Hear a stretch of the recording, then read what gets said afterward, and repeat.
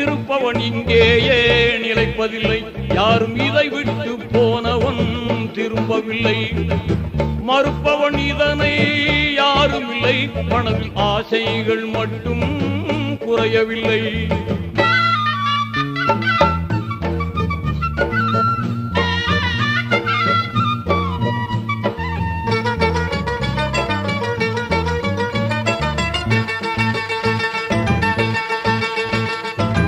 பிறந்ததும் பாங்குண்டு தொழுகை இல்லை, அவன் இறந்ததும் தொழுகைக்கு பாங்கு இல்லை.